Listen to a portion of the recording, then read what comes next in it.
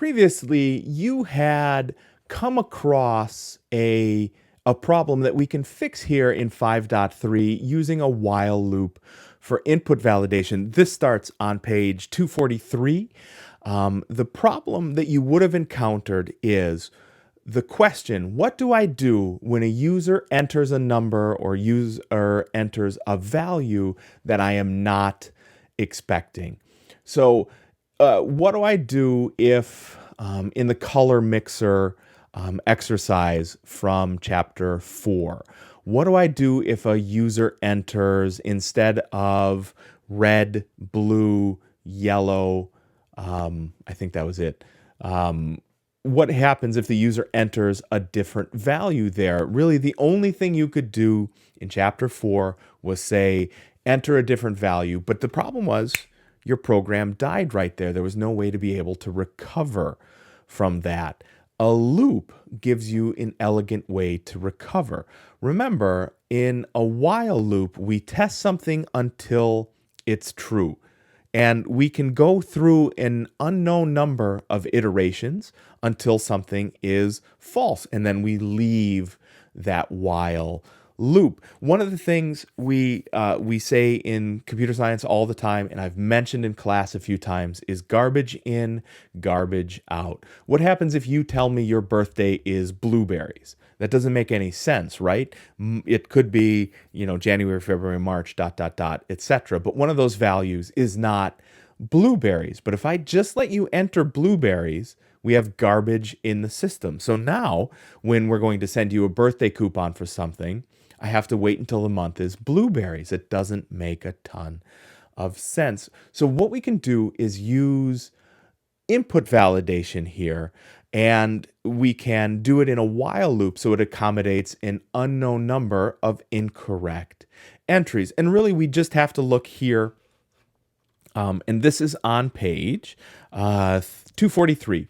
We just have to look here at this little piece of a code sample, and this is going to accomplish exactly what we've talked about in class and exactly what we've talked about here in these videos. Is we are asking a user to enter a value, and that value should be inside of a range. That range should go from 1 to 100.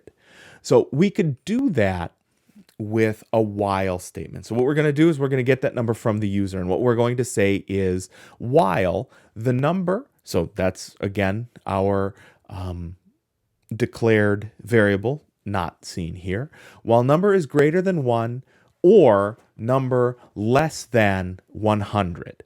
So what this does is we're saying make sure that that range of numbers is accounted for. So let's say the very first time around, I have entered 100.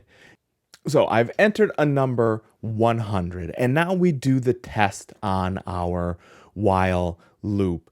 Is 100 less than 1? No, that is false. Is 100 greater than 100? No, that is false.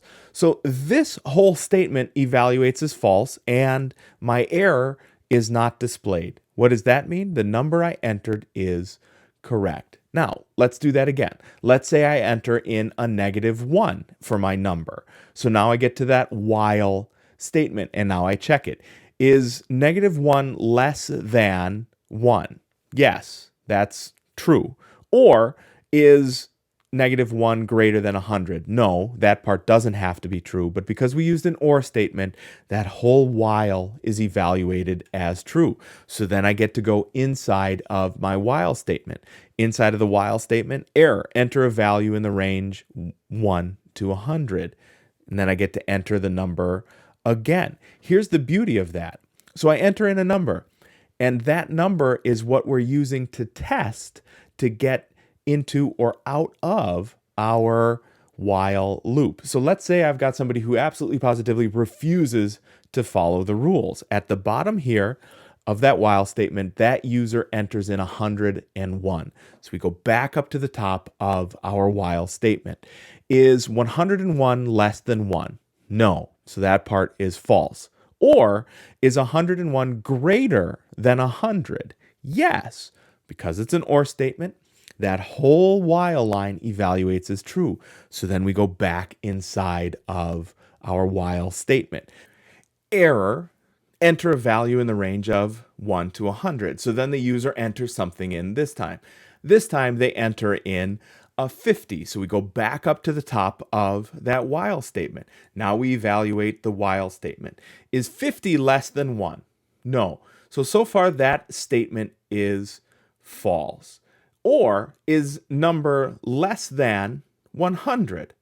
Or greater than, my mistake, sorry, I reversed that, greater than 100. No, 50 is less than 100. So this whole while statement evaluates as false. But that's good news. The number the user has entered, 50, fits inside of that range of numbers. So that's good.